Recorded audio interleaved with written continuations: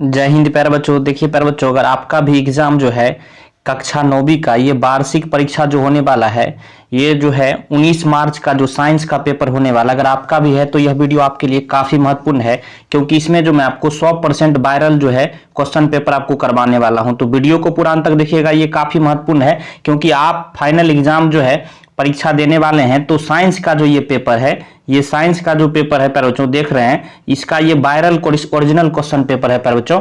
तो यहाँ जो है आपको क्या करना है, इस वीडियो को पूरा अंत तक देखना है और लाइक जरूर करना है। चलिए हम लोग शुरू करते हैं। देखिए प्यारे बच्चों, पूरा वीडियो को अंत तक देखिएगा, तभी आप जो है इसमें सभी जो है 100% जो है ऑब्जेक्टिव का हम उत्तर बताने वाले हैं। क्लियर है? तो चलिए वीडियो को शुरू करते हैं। देखिए सबसे पहला प्रश्न है, देखिए यहाँ लिखा गया है कि वस्तुनिष्ठ प्रश्न खंड ओ। देखिए पहला प्रश्न है, कह रहा है त्वरण का मात्रक क्या है। पर ये वायरल पेपर है, ध्यान में रखिएगा, 19 मार्च 2024 को यही आने वाला है।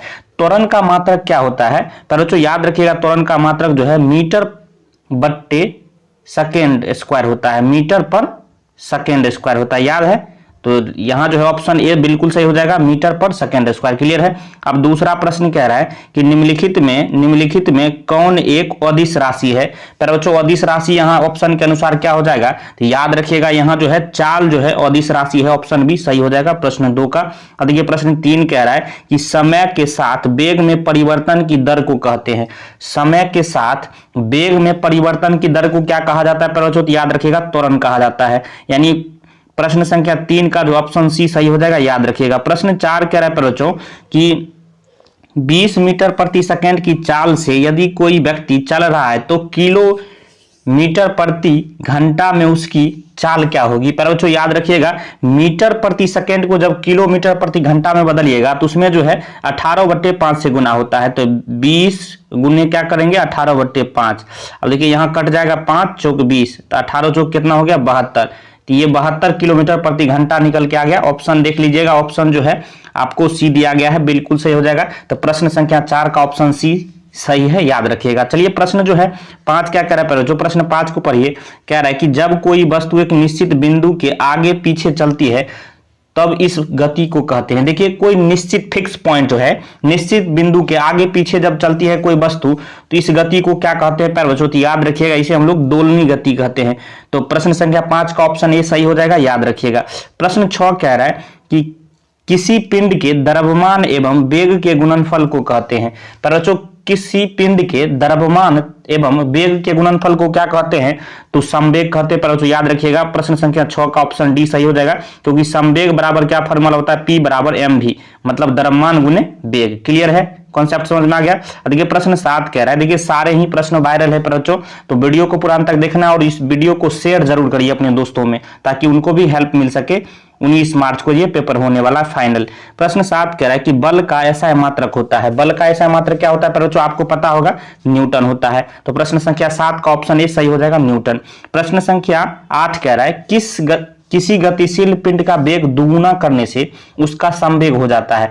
अब कोई गतिशील पिंड है, उसका वेग को हम दुगुना कर देंगे तो संवेग कितना हो जाएगा बच्चों, ये भी जो है दुगुना हो जाएगा। तो प्रश्न संख्या 8 का ऑप्शन ए बिल्कुल सही हो जाएगा। प्रश्न 9 कह रहा है कि निम्नलिखित में कौन सी राशि सदिश राशि है। बच्चों कौन सी राशि सदिश है, तो ऑप्शन के अनुसार यहां देखिएगा, तो यहां जो है विस्थापन जो दिया गया है ये सदिश राशि हो जाएगा। तो प्रश्न संख्या 9 का ऑप्शन ए सही है, याद रखिएगा।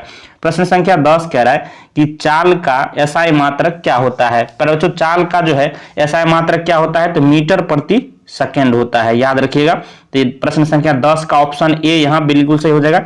चलिए प्रश्न संख्या 11 क्या कह रहा है, प्रश्न को पढ़िए। कह रहा है कि अगर दो राशियों का परस्पर ग्राफ सरल रेखा हो तो दोनों राशियां होती है। अगर दो राशियों का जो है परस्पर ग्राफ जो है सरल रेखा मतलब सीधी रेखा में हो तो वह कौन सी राशियां होगी पर बच्चों, तो याद रखिएगा वह जो है अनुक्रमानुपाती होती है। दोनों राशियां जो है एक दूसरे के अनुक्रमानुपाती है, ऑप्शन सी सही हो जाएगा 11 को, याद रखिएगा। प्रश्न 12 कह रहा है किसी गाड़ी में ओडोमीटर क्या मापता है। पर बच्चों गाड़ी में जो है ओडोमीटर क्या मापता है, तो दूरी तथा चाल दोनों को मापता है। यानी ऑप्शन सी सही हो जाएगा, ए तथा बी दोनों। क्लियर है? तो प्रश्न संख्या 12 का ऑप्शन सी सही है, याद रखिएगा। प्रश्न 13 कह रहा है वेग विस्थापन तथा समय में क्या संबंध है। पर बच्चों याद रखिएगा वेग विस्थापन तथा समय में क्या होता है, तो वेग बराबर फॉर्मूला होता है विस्थापन बट्टे समय। यानी ऑप्शन बी यहां जो दिया गया है बिल्कुल सही हो जाएगा, वेग बराबर विस्थापन बट्टे समय। क्लियर है? अब देखिए प्रश्न 14 कह रहा है कि यदि कोई व्यक्ति बिंदु ए से बी तक जाता है, कोई व्यक्ति जो है बिंदु ए से बिंदु बी तक जाता है, पहले जो कॉन्सेप्ट को समझ लीजिए, और क्या कहता है पुनः जो है उसी रास्ते से यहां से इधर गया, फिर कह रहा है बी से उसी रास्ते के द्वारा ए तक आया, तो उस व्यक्ति का विस्थापन क्या हो जाएगा पहले याद रखिएगा 0 हो जाएगा। ऑप्शन ए सही हो जाएगा प्रश्न संख्या 14 को। चलिए प्रश्न 15 कह रहा है कि किसी वस्तु के जड़त्व की माप को क्या कहते हैं, पहले याद रखिएगा क्या कहते हैं, तो द्रव्यमान कहते हैं। ऑप्शन ए सही हो जाएगा, याद रखिएगा। प्रश्न 16 कह रहा है कि एक समान त्वरित गति के लिए औसत वेग क्या होता है, पहले याद रखिएगा। ऑप्शन सी सही हो जाएगा, u + v/2। क्लियर है, प्रश्न संख्या 16 का ऑप्शन सी सही है। प्रश्न 17 कह रहा है निम्नलिखित कोशिकांग में किसे जो है आत्मघाती थैली कहते हैं, पहले याद रखिएगा लाइसोसोम को जो है आत्मघाती थैली कहा जाता है। प्रश्न 18 कह रहा है इनमें कौन जो है चयनात्मक पारगम झिल्ली है, पहले तो याद रखिएगा कौन जो है, तो हो जाएगा इसका कोशिका झिल्ली, बिल्कुल सही आंसर हो जाएगा ऑप्शन सी, याद रखिएगा। प्रश्न 19 कह रहा है कि कोशिका में राइबोसोम की अनुपस्थिति में कौन सा कार्य जो है संपादित नहीं होगा, याद रखिएगा प्रोटीन संश्लेषण जो है नहीं होगा, ऑप्शन सी सही हो जाएगा। प्रश्न 20 कह रहा है कि जंतु कोशिका के सबसे बाहरी घेरे को क्या कहते हैं, परोचो, याद रखिएगा क्या कहते हैं, कोशिका झिल्ली कहा जाता है। ऑप्शन डी यहां सही हो जाएगा, याद रखिएगा परोचो। प्रश्न जो है 21 कह रहा है कोशिका भित्ति होती है, तो कोशिका भित्ति क्या होती है परोचो, तो याद रखिएगा कोशिका भित्ति जो है पारगम में होती है। ऑप्शन बी सही हो जाएगा, याद रखिएगा। प्रश्न 22 कह रहा है कि रंगीन प्लास्टिड को कहते हैं, रंगीन प्लास्टिड को क्या कहा जाता है परोचो, याद रखिएगा क्रोमोप्लास्ट कहा जाता है। ऑप्शन बी सही हो जाएगा, याद रखिएगा। प्रश्न 23 कह रहा है पौधों में गैसों का आदान प्रदान किस क्रिया द्वारा होता है, पहले तो याद रखिएगा पौधों में जो है गैसों का आदान प्रदान जो है विसरण क्रिया द्वारा होता है। ऑप्शन बी सही हो जाएगा, याद रखिएगा। प्रश्न 24 कह रहा है कोशिका सिद्धांत किसने प्रतिपादित किया था, याद रखिएगा पहले तो किसने किया था, तो स्लाइडेन एवं स्वान ने किया था। ऑप्शन ए सही हो जाएगा, याद रखिएगा। प्रश्न 25 कह रहा है कि कोशिका झिल्ली बनी होती है, कोशिका झिल्ली किसकी बनी होती है, पहले याद रखिएगा लिपिड एवं प्रोटीन दोनों का बनी होती है। ऑप्शन सी सही हो जाएगा, याद रखिएगा। प्रश्न 26 कह रहा है कि प्लास्टिड एवं माइटोकॉन्ड्रिया में क्या समानताएं हैं, पहले तो याद रखिएगा प्लास्टिड एवं माइटोकॉन्ड्रिया में इनमें से सब जो है समानता हो जाएगा, डीएनए की उपस्थिति भी, राइबोसोम की उपस्थिति भी, दोहरी झिल्ली में घेरी संरचना भी, यानी ऑप्शन डी सही हो जाएगा, याद रखिएगा इनमें से सभी।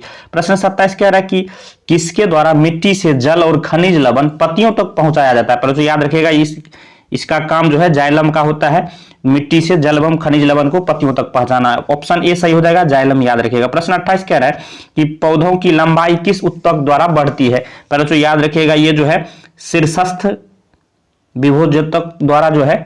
29 कह रहा है कि पादप कोशिका भित्ति किस पदार्थ की बनी होती है, याद रखिएगा पहले जो पादप कोशिका भित्ति जो है आपको सेलुलोज की बनी होती है। ऑप्शन बी सही हो जाएगा 29 का, याद रखिएगा। प्रश्न 30 कह रहा है कि प्रोकैरियोटिक जीव होते हैं, प्रोकैरियोटिक जीव कौन होते हैं पहले तो ऑप्शन ए यहां बिल्कुल सही हो जाएगा, एक कोशिका। ठीक है, पहले तो इस वीडियो में हमने जो आपको 30 जो है ऑब्जेक्टिव प्रश्नों का 100% सही उत्तर हमने बता दिया है। अगर वीडियो आपको पसंद आया हो तो लाइक करिएगा, चैनल पर नए हैं सब्सक्राइब कर लीजिए, क्योंकि इस तरह का बेहतरीन वीडियो आपको हमेशा मिलता रहेगा। वीडियो देखने के लिए धन्यवाद, मिलते हैं नेक्स्ट वीडियो में, तब तक के लिए जय हिंद जय भारत।